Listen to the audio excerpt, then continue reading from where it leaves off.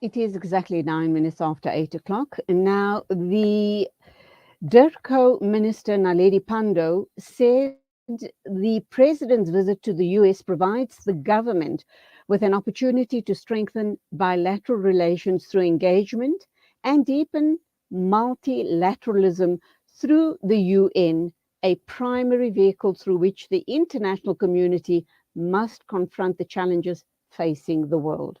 The two leaders, according to Minister Pandor, will discuss bilateral, regional, and global issues of mutual interest. So let's talk with Thembisa Fakude to weigh in on this matter and find out just what's in it for us as South Africa, because they are going to be talking about trade and investment, climate change, food security, energy, and more importantly, peace and security. Thembisa Fakude, salaam alaikum to you. Welcome to the program. And of course, you are going to unpack this issue for us. The importance of this trip and the meeting of these two leaders. Well, I think it's important because South Africa and the US have always enjoyed relations, notwithstanding that South Africa over the past couple of years has decided to look east as well in terms of trying to intensify its relations with the world. Our membership in BRICS, many have thought it could have impacted on that relationship that they enjoyed with the United States, but we see that enduring. During the Jacob Zuma time, we saw South African foreign policy concentrating mainly on strengthening relationships with countries such as Russia and China, given, of course, the history of the ANC and Zuma in particular.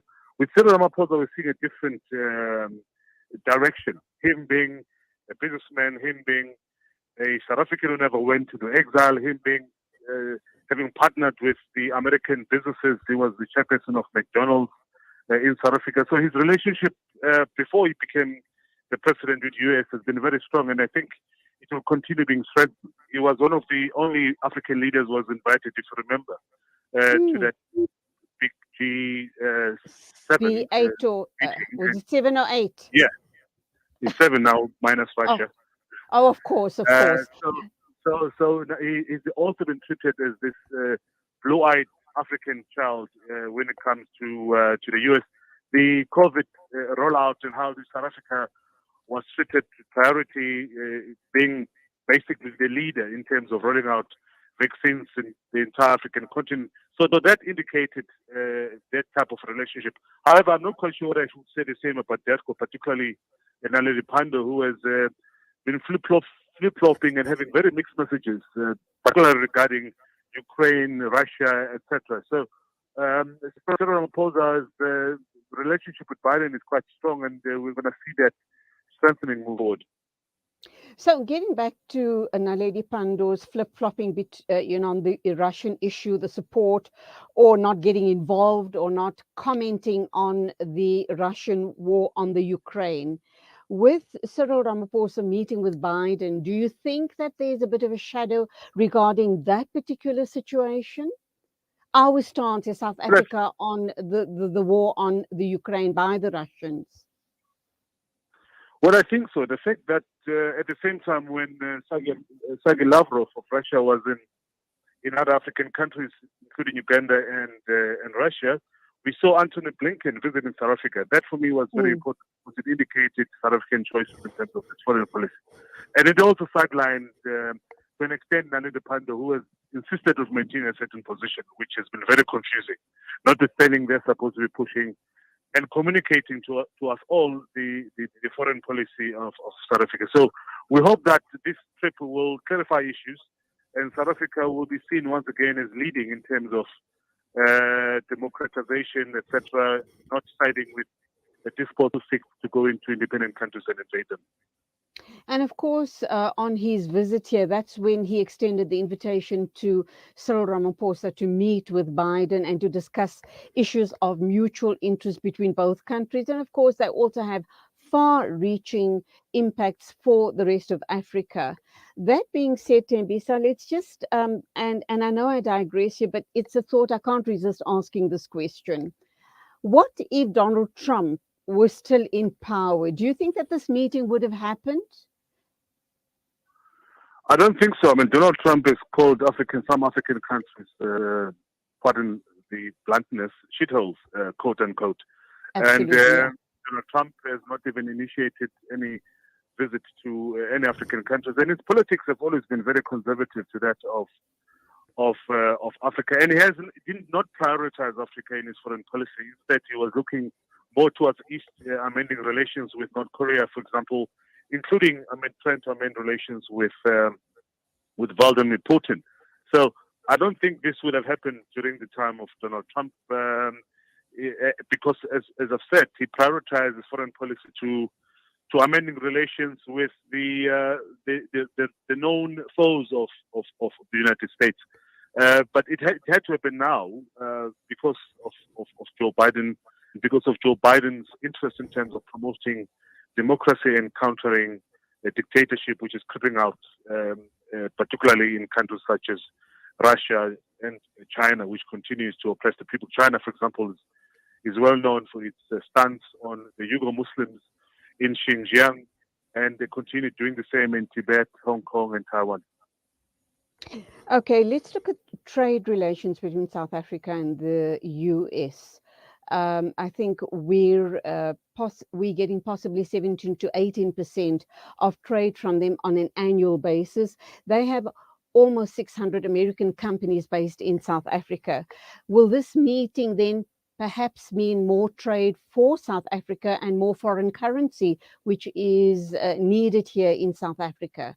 Foreign currency, obviously, from the Americans.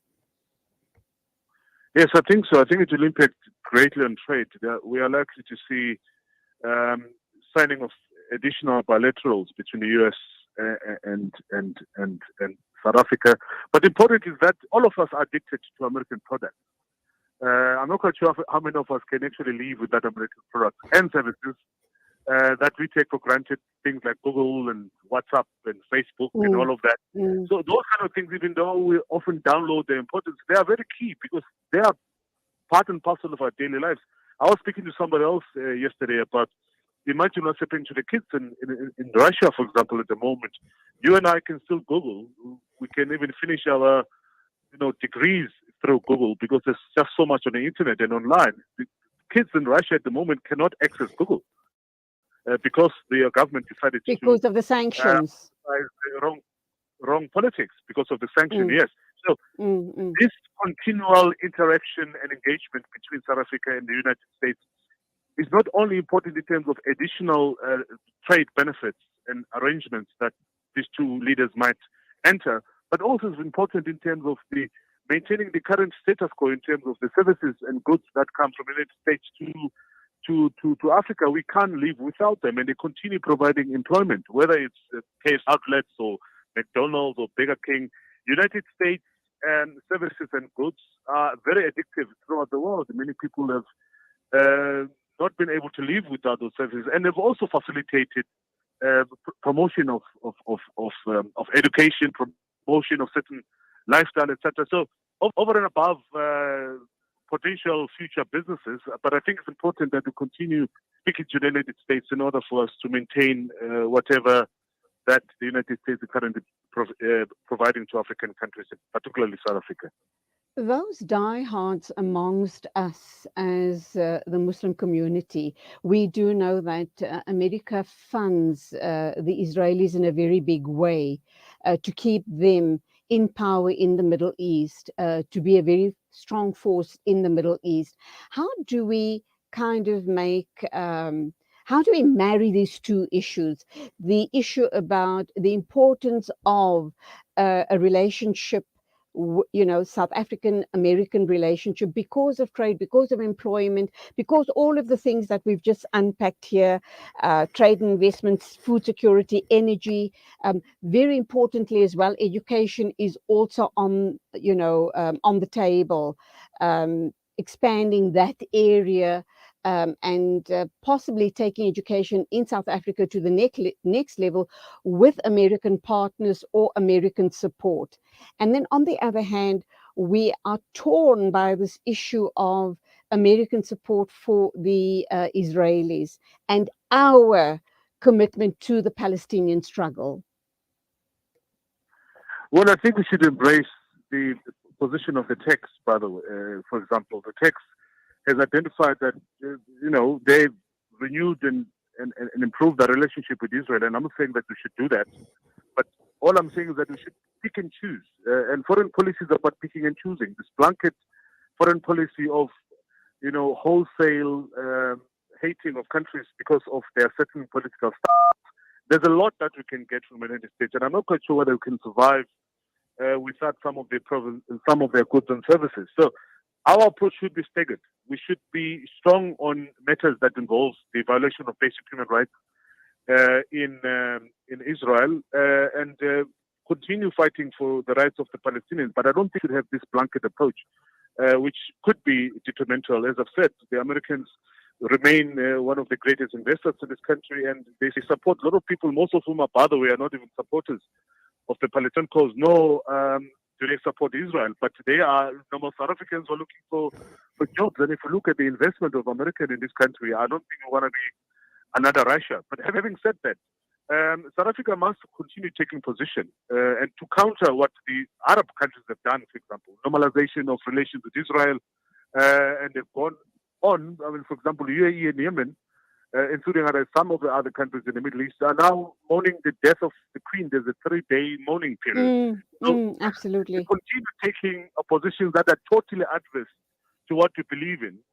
And we, as South African, often expected to have this blanket approach towards America. I have a different view. I think the Americans is guilty of a lot of violations in the Middle East, and other parts of the world. But at the same time, there are a lot of contributions that are necessary for our people to thrive, and we should have this staggered approach in terms of how we deal with the Americans. We condemn them where they are wrong, but we also take the benefits of what they provide to the world.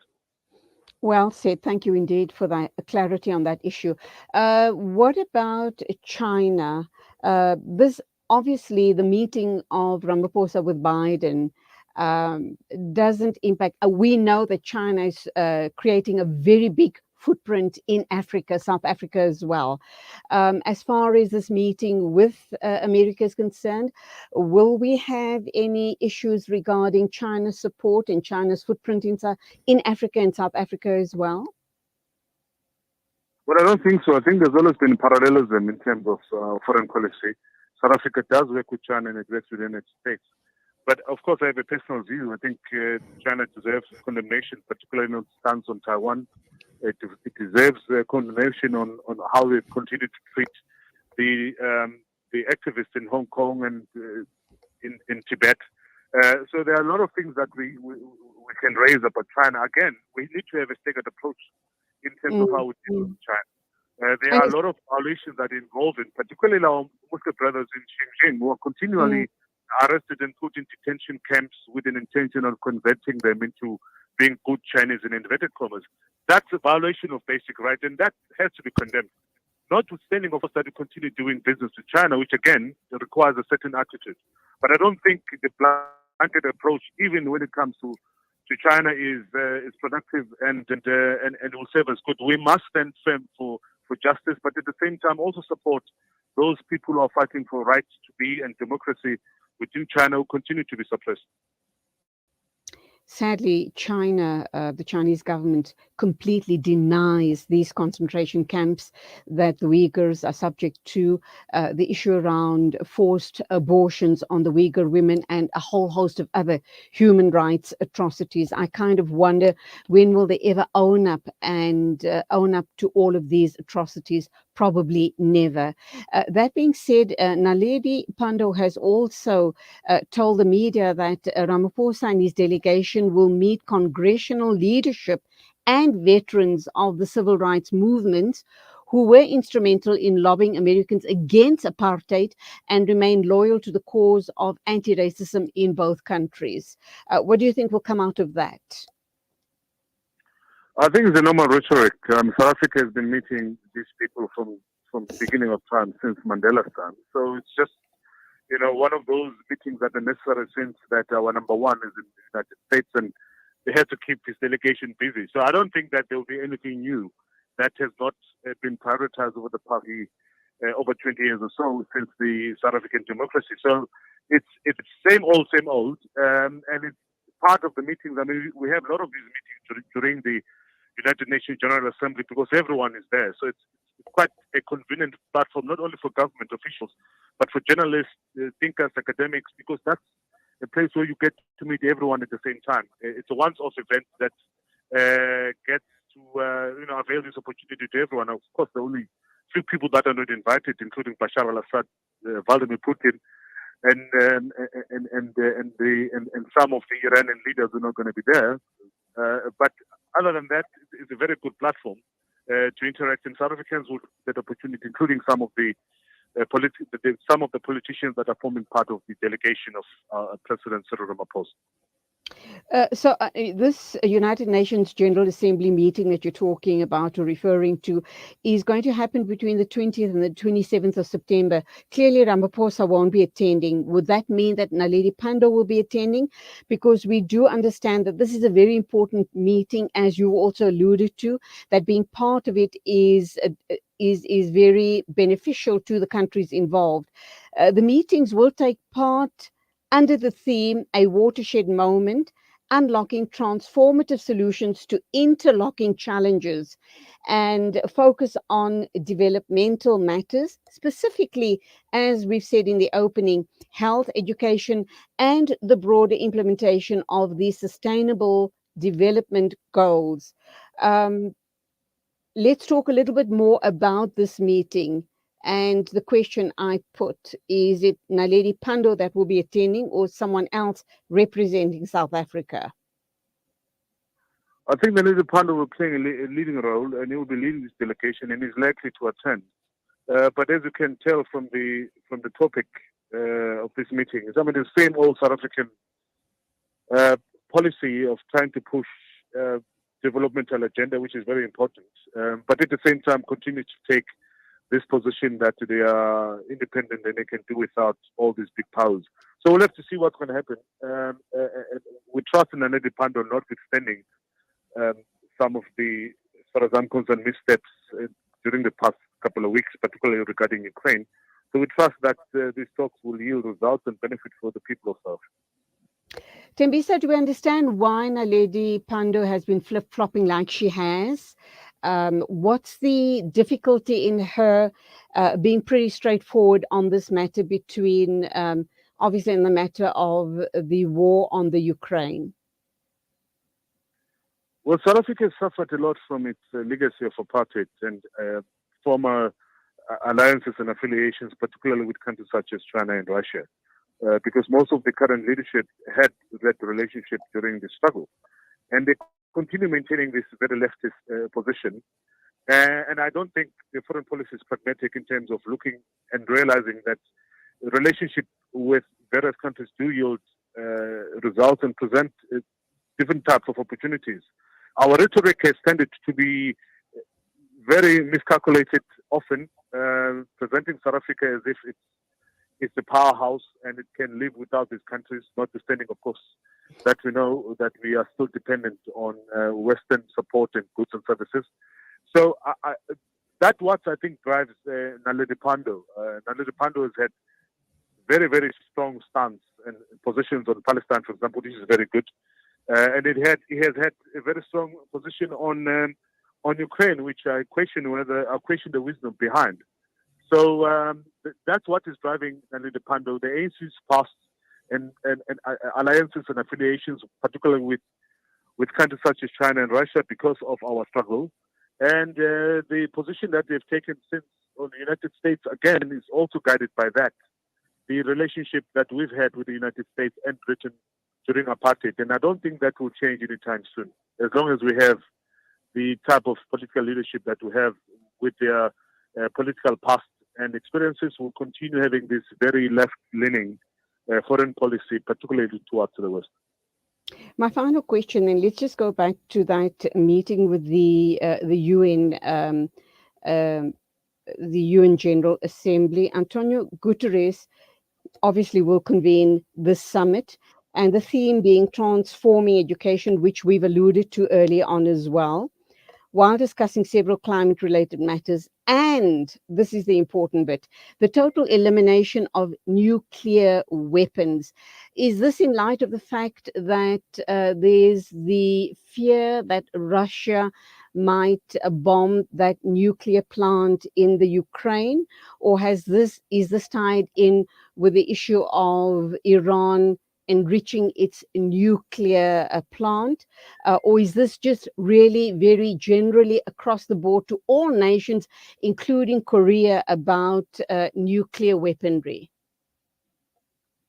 I think it's across board, but priority is, of course, what's happening currently in Ukraine and the continual push by the Iranians in terms of achieving the objectives that one program of action, which is GPOA, that they continue negotiating with the Western countries. One, South Africa is very clear in terms of its support of Iran to continue proliferating nuclear as an alternative energy source. In other words, nuclear proliferation for peaceful purposes. At the same time, I think South Africa will be vehemently against any actions by Russians against Ukraine in terms of, risking and endangering the entire world by bombing the nuclear plant in Ukraine. So these discussions are important as South Africa being part of the international community. It will have its own say on how it sees the discussions and negotiations which will seek to reduce tensions between Ukraine and Russia. But importantly, I think it will also try. I mean, we know that Naledi Pandor has visited Iran in the past, and there seems to be a relationship there. And I think is to continue pushing forward. If she's lobbied by the Iranians, the opportunity for them to continue having those discussions with the intention of reaching an agreement and coming up with the GCPOA too. Okay, we have a comment from a listener, and I'd like you to respond to it before I let you go. Sadly, Ibrahim Fakude's pro-US narrative on Salam Media cannot go unchallenged. Your thoughts? Unfortunately, the call is not online. I'd like him to have put the question to you directly and have a bit of a discussion on it, but this is a written comment from a listener. Well, it's a position, and the position, I do accept his position as well, but it's my position. I'm not pro-US in any way or form, and I don't have to detail my credentials in this show to prove that I'm not pro-US. Besides, I don't need to be, but I am pro-business. I am pro-US goods that have continued to facilitate their lives in South Africa, but of course I'm against certain political decisions by the US, particularly when it comes to matters of Palestine and the Middle East. But there's also a lot of good that's happening in this country as a result of the continual bilaterals, and this is the discussion that we're having. I will ask to unpack what the meeting between Biden and Ramaphosa was going to produce, and I'm saying that one will be to continue maintaining the status quo in terms of the business arrangement that we have with the United States, and it will be a good thing for the South African community if there are more trade bilateral arrangement that will be reached between the two leaders, and that's the position I maintain. Well, there you have it. I think there's another comment coming through. Yep. Ibrahim, could I ask you to indulge us, please, whilst I get the other comment? Do you mind? Just for another minute longer? Yeah, but I have another meeting now at 8:30, but anyway, I'll do it. Thank you indeed. I appreciate your generosity. All right. Ashraf Patel, a senior research associate at the Institute for Global Dialogue. I think you do know each other, Ibrahim. So let's get Ashraf online. Are you there? We're just trying to connect you. Do you mind, Ibrahim? Just another. And I called you Thembisa at the start of the interview, but you don't mind me flip-flopping between the names, Ibrahim and Thembisa. They're both your names, by the way, so I'm sure you're good with that. Are you there? We seem to have lost him. Thembisa, are you still with us? Thembisa? Nope. I think we've lost Thembisa and Ashraf Patel. Assalamu alaikum to you. Welcome to the program. Okay, I'm not quite sure what's going on. I see Tolani, our controller, is trying to connect up the two guests on the show. That, of course, is Thembisa Fakude, research scholar, senior researcher at Afrasid, and then also Ashraf Patel, a senior research associate at the Institute for Global Dialogue. Gentlemen, are you there? Okay, I think that's where we leave it. It seems as if we've lost Thembisa. He did indicate he's got to be at a meeting at 8:30. It's already 8:35. And it seems as if the controllers are having problems connecting up the two guests. I'll give it a minute more, but if we're unable to do that, we're going to have to end the program. Let's take a very short ad break. We can't do that, guys.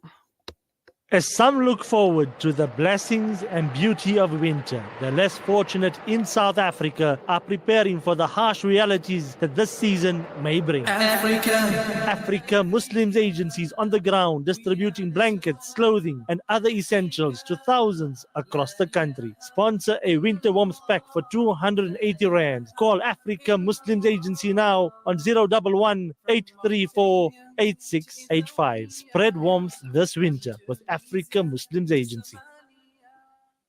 Breaking stereotypes, moving boundaries, joining hands. Salam Media.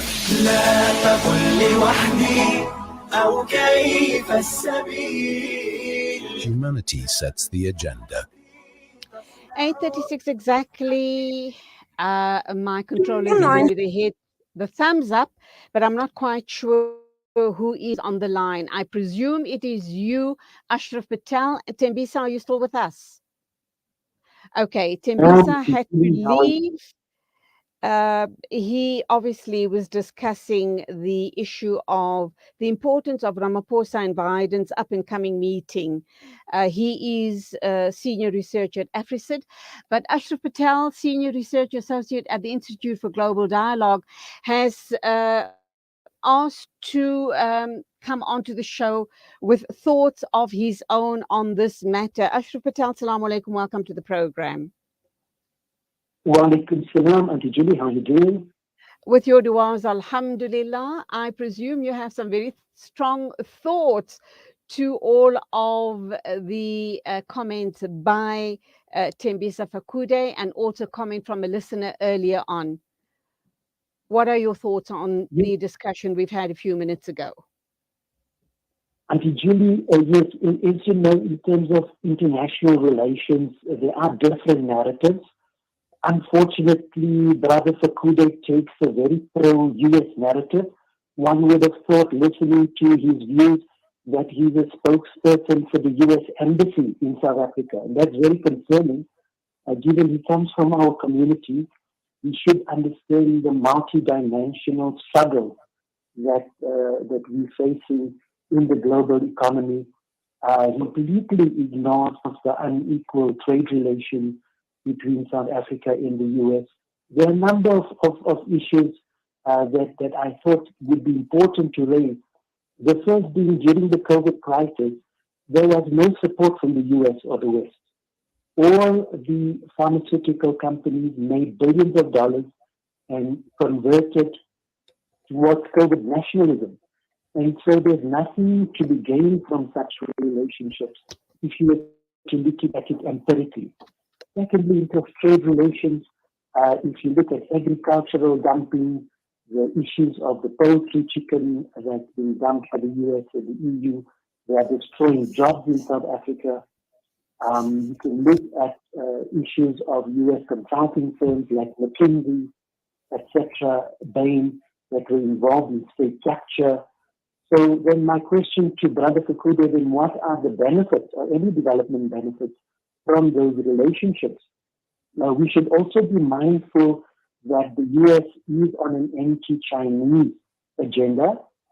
Congress recently budgeted $300 million to promote media against China, purely because China is a rising power and it is contesting the US in many parts of the world. So I think it's important to get some balance here. And coming from Brother Fakude, it's quite shocking that he has taken such a pro-West narrative, given from where he comes from. Okay, points taken. You make very, very valid points. Let's talk about the unequal trade relations. I know you spoke about the COVID, the pharmaceutical situation, and that obviously was a unacceptable and disgusting situation where pharmaceutical companies made billions out of the misery and the illness of people in Africa, particularly in South Africa. But unequal trade relations, Thembisa alluded to large companies in South Africa creating employment and much needed foreign currency. That's not true. Any trade economist will tell you the trade is completely unbalanced. If you look at intellectual property rights, you look at copyright, most of the outflow of currency is from South Africa back to the US. There's very stringent lobbying by the chambers of commerce to push South Africa into signing intellectual property rights, into signing foreign direct investment that does not protect our own industry, but gives their multinational corporations complete carte blanche into our territory. I followed and I participated in the copyright bill, for instance. Most of the US technology giants, particularly Google, particularly Netflix, have lobbied to such an extent that the rights of local artists and local producers and local musicians have been completely eroded because they want to harvest their copyright and monetize it. I mean, you look at every area in the trade relationship, it's unequal and exploitative. And I'm quite sad that as an international relations person, he does not look at the trade statistics, the trade dimensions. You look at chicken, Kentucky Fried Chicken, McDonald's. None of their chicken is sourced from local farmers. All of it is imported through dumping of chicken and poultry into our markets, etc., etc. And one can look at it sector by sector. So we can have this debate, but it must be empirical. It must be rooted in proper scientific inquiry and analysis, and then we come with conclusions. And by him completely dismissing the Palestinian issue as if it's a separate issue, the issue of human rights cannot be a pick and choose exercise. Palestine, Western Sahara, we look at many parts of the world, US and Western intervention in Africa is completely hypocritical. We know the history. And so to remove or to just isolate the Palestinian issue as if it's not an issue, that is completely of concern that Ibrahim Fakude raises in his discourse. In all fairness to him, he did indicate full support for the Palestinian issue. He has said that the United States, obviously not, I'm not quoting him directly, but he alluded to the fact that the Palestinian issue must and should be addressed. He also spoke in support of the Uyghurs in China. That being said, I'm very glad you've come on air to give us a different perspective. And what you say is very, very painful indeed. So are you also then suggesting that that this meeting shouldn't go ahead, that Ramaphosa shouldn't be going to the States to meet with Biden? But of course, he, Durko might argue that it's in the interest of South Africa and further growing further trade with the United States. But do we really have a voice? You've just sketched out how unequal this partnership is. Do we have a strong enough voice to demand a more equal partnership between the two countries? No, one is not saying there should not be relations. There should be relations with all nations, be part of this global economy, but it should be done with our own national interests. and the interest of the continent and the developing South. That should be the platform. Currently, especially the Ramaphosa president is even going against ANC confidence resolutions. One even questions whether he really takes the ANC as an organization seriously in terms of policy, not just foreign policy. One looks at economic policy. The crisis we have in the country on unemployment and privatization. So there's a range of issues and they're not isolated. The point is the visit coming at this point in time where we're going through so much crisis. South Africa is going through unemployment, etc. And a lot of it can be linked to austerity programs that is imposed by especially the West through institutions like the IMF, like the World Bank. We've taken IMF loans, we've taken World Bank loans that we have to pay back with interest. And these are massive issues. And we've raised this over the years. And President Ramaphosa has gone 3 times to the G7. And there's been no concession. He's bagged the G7 for many concessions. And he still hasn't got any results. So why should you be a poodle in the international relations arena where you can stand on your own, like other countries like Mexico, Brazil, Argentina? They have taken very independent positions and they are respected in the global arena. Why should South Africa continue to beg? I think that's the broader question. Ashraf, you make some very salient points here, and I'm certain that the listener who posed a question earlier on will have been answered by what you have outlined here. You've just absolutely wowed me. Let me bring you closer to home. You are Senior Research Associate at the Institute for Global Dialogue. Our country is in a mess. We are on our knees right now. How does it serve us for Ramaphosa to be making these overseas visits without fixing things back home? Things are broken and broken badly. We haven't even recovered yet from the insurrection of last year. We're now sitting with the mudslides in Jagersfontein. Government has been making all the right noises as far as that situation is concerned, but I haven't seen any accountability for the insurrection last year. As you and I speak now, currently, we've had incidents of truck burnings on major roads. I think this happened on the N1 as well a few days ago. How do we hold Ramaphosa and others like him accountable for all of this? And I know you steeped in obviously global dialogue, senior research associate, but you have very strong views on our current situation. How do we go about fixing it? Exactly, Auntie Julie. The priority should be national interest. It should be addressing the 41% unemployment. It should be addressing the high energy and utility costs. But all we get is more privatization, more deregulation. And that is going to exacerbate the problem. And why it's linked to international relations? Because these are the policies of mainly northern and western countries. So every time the president goes to the G7 or goes to the US or goes to London, they prescribe these policies and he faithfully implements these policies. And therefore we are in this crisis.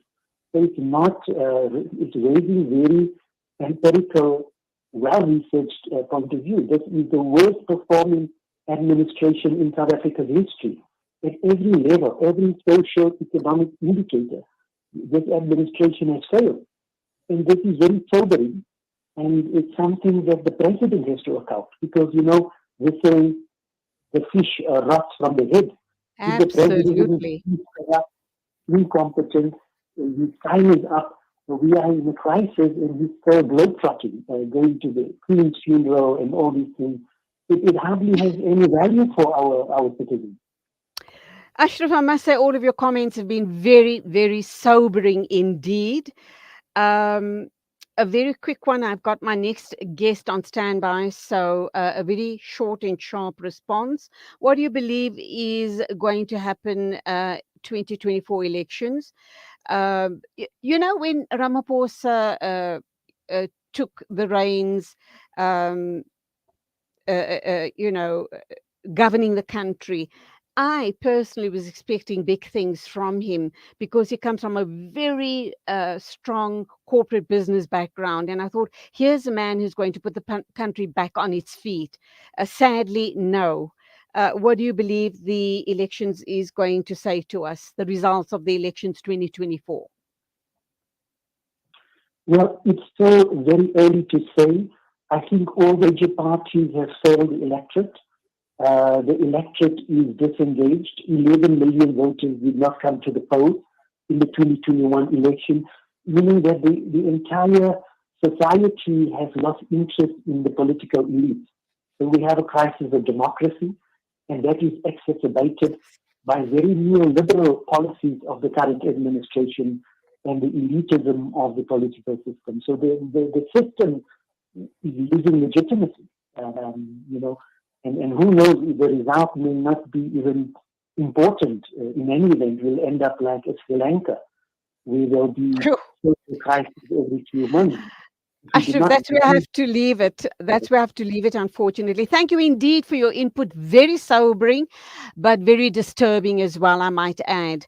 We'll catch up with you again sometime soon. Thank you so very much for giving the perspective we needed on the show this morning. The time is exactly 8:50 a.m. News and views right here on Salam Media. And by the way, that was Ashraf Patel, Senior Research Associate at the Institute for Global Dialogue.